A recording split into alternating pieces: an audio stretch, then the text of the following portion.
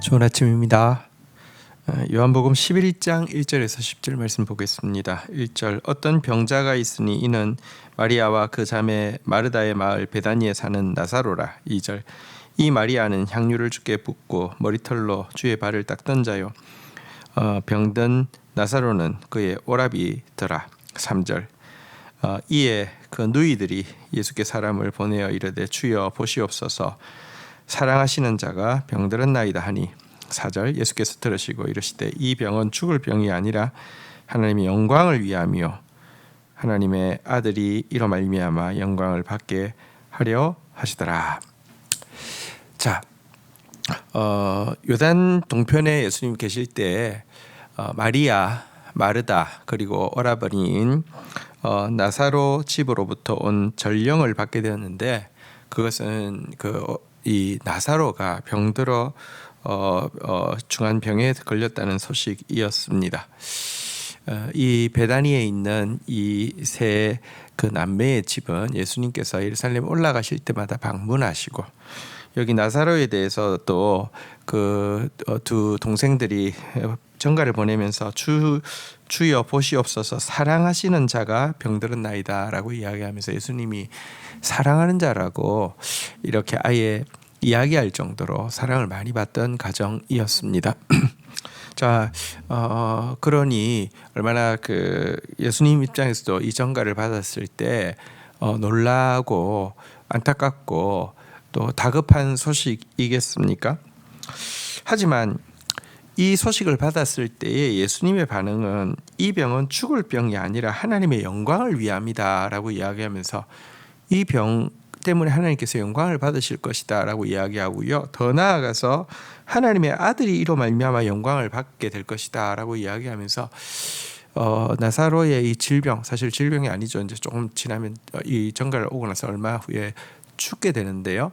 이 죽음은 하나님의 영광과 메시아 그리스도이신 예수님의 영광을 위한 특별한 질병으로 사용받게 될 것이다. 이렇게 이야기를 하고 있습니다. 이 때문에 예수님은요 이 전가를 받았음에도 불구하고 그 나사로의 집을 향해서 출발하지 않습니다. 우리 5절부터 한번 볼까요? 예수께서 본래 마르다와 그 동생과 나사로를 사랑하시더니 6절 나사로가 병들었다 함을 들으시고 그 계시던 곳에 이틀을 더 유하시고 7절 그 후에 제 아들에게 이르시되 유다로 다시 가자 하시니 사랑하는 가정에 이 다급한 소식을 듣고도 이틀을 그곳에 의도적으로 더 머무르시고 나서는 그제서야 가시자라고 이야기를 했는데 사실 이때 가시자라고 이야기할 때는 이미 나사로가 죽었을 때에 올라가자고 이야기하시는 그런 상황이 있습니다. 어떤 의미일까요? 한번 생각해 보십시오. 만약에 이 자매들의 이 소식을 듣고 예수님께서 곧 올라가셔서 이전과 같이 치유의 기적으로 그 오빠를 살려주었다고 하면 모두 위로를 받고 큰 기쁨을 누리게 되었을 것입니다. 제자들 역시 이렇게 곧바로 올라갔다고 하면 모두 이렇게 감격하고 또 은혜를 받게 되었을 것입니다. 하지만 예수님은 지금 십자가를 앞두고 계시고요.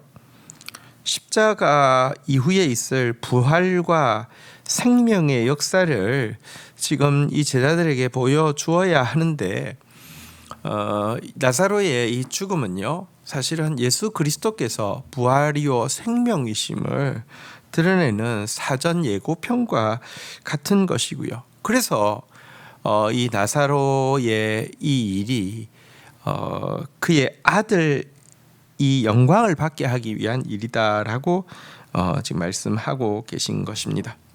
그러면 우리는 예수님께서 응답하시되 빨리 응답하시고 문제를 해결해 주시되 빨리 해결해 주시는 것만이 선이라고 생각합니다. 하지만 오늘 예수님께서 이 다급한 상황에도 이틀을 더 연기하셨던 것, 이 일을 통하여서 이전에 받던 은혜와 다른 더 깊은 은혜와 믿음의 성숙으로 나아가게 하시려는 시간 계획이 있는 것을 우리는 알아야 합니다. 여러분 우리에게 있는 어쩌면 하나님께서 지체하고 있는 듯한 이런 시간은 하나님의 영광과 하나님의 아들이신 예수 그리스도의 영광을 우리가 더 깊이 보게 되는 때가 될 수 있음을 기억해야 합니다. 자, 8절입니다. 제 아들에게 말하되 라삐여 방금도 유대인들이 돌로 치려하였는데 또 그리로 가시려 하나이까. 9절 예수께서 대답하시되 낮이 12시간이 아니냐. 사람이 낮에 다니면 이 세상의 빛을 보므로 실족하지 아니하고 10절 밤에 다니면 빛이 그 사람 안에 없는 고로 실족하느니라. 자, 이제 예수님께서 베다니는 바로 예루살렘에서 바로 지근거리에 있는 거리죠. 감람산에서 바로 이렇게 맞은편에 바라보이는 곳이기 때문에 그렇습니다. 자, 이쪽으로 가시자라고 이야기하자 제자들이 두려워하고 있습니다. 유대인들의 분위기는 지금 심상치 않습니다. 직전에도 예수를 돌로 쳐 죽이려고 할 만큼 분위기가 좋지 않았습니다. 그런데 이 올라가는 것 괜찮은가 이런 생각을 가진 것이죠. 여기에 대해서 예수님께서 무엇이라고 이야기했냐면 낮이 12시간이 아니냐라고 이야기하면서 낮의 시간, 낮에 이 12시간 안에 걸어 다니면 빛이 있음으로 말미암아 실족하지 않는다라고 이야기하면서 당당한 걸음걸이로 유다로 향하셨습니다. 여러분 보십시오. 태양이 떠 있는 이 12시간 동안에는요, 어둠이 빛을 이길 수가 없습니다.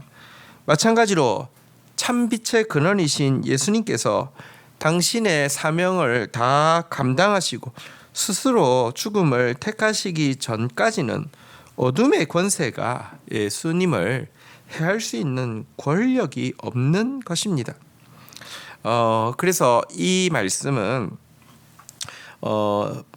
낮에 다니면 실족하지 않는다라는 이 말씀은 제자들에게 빛 대신 예수 그리스도와 함께 가기만 하면 실족한 염려가 없다는 것을 또 말씀해 주고 있는 내용이기도 합니다.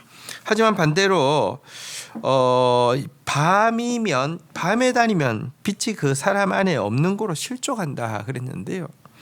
사실 참 빛의 근원이신 예수님이 오셨음에도 불구하고 여전히 예수님과 등을 돌리고 있기 때문에 칠흑 같은 밤을 지나고 있는 자들이 있습니다. 이런 사람들은 여러분 빛이 없기 때문에 밤에는 여러분 만약에 캄캄한 밤에 막 달리기를 한다고 치십시오. 얼마나 위험합니까? 이게 마치 여러분 이 진리의 빛이 없는 상태에서 열심히 하는 것입니다. 무조건 실족할 수밖에 없습니다. 여러분 우리도 사실은 어떤 하나님의 뜻대로 일하려고 할 때 두려움이 우리를 엄습할 때가 있습니다. 그래서 그냥 할 수만 있으면 피하면 어떨까? 마치 예수님께서 지금 유다로 올라가실 때 안 가시는 게 더 낫지 않을까? 저희들이 생각하는 것처럼 그렇게 생각할 때가 있습니다. 하지만 여러분 예수님, 빛이신 예수님이 함께 하시면, 예수님이 지금 역사하시는 시간이라고 하면 예수님과 함께 담대하게 사명의 길을 걸어가십시오. 낮에 다니면 실족지 않습니다. 그런 저희들의 삶이 되기를 주의 이름으로 축복합니다. 주신 말씀 붙잡고 기도하며 나가도록 하겠습니다. 주님,